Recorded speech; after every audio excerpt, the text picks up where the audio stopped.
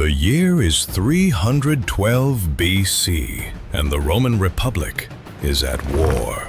A series of military victories now meant that Rome controlled a portion of the Italian peninsula, but with this success came new problems.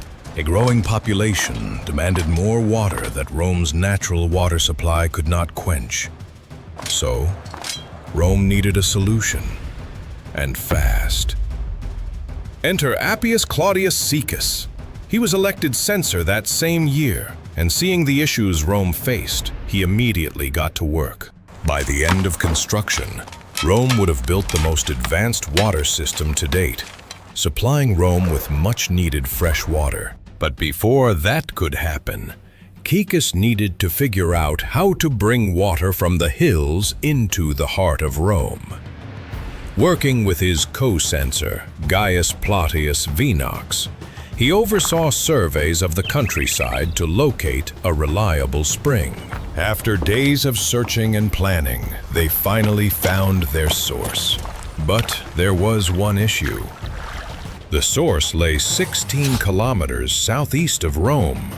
How could they transport water from source to city?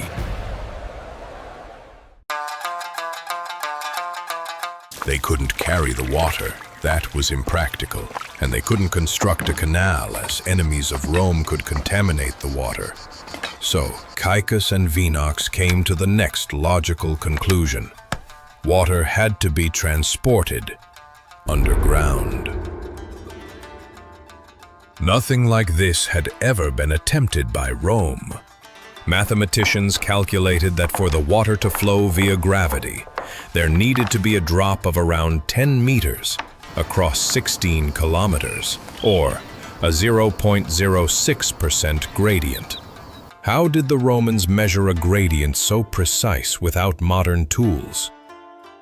Enter the chorobates, a very simple yet ingenious tool that measured levels. It consisted of a long wooden beam with vertical legs attached to the bottom. Then a channel was carved along the top and filled with water. If the surface of the water was level, so was the beam. Using this tool, the Romans were able to accurately determine the gradient of the tunnel they were digging. The workers also dug vertical shafts every 30 to 50 meters along the route so they could dig both ways horizontally.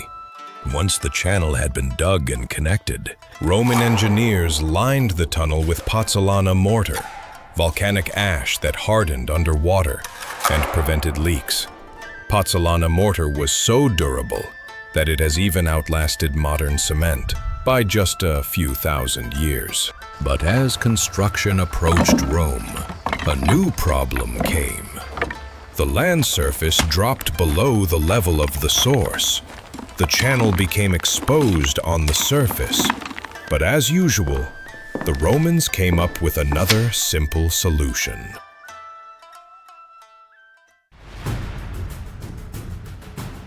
As construction approached Rome, the ground began to fall away faster than their carefully calculated slope. If they kept following the terrain, the channel would drop too quickly, and the water would rush out of control.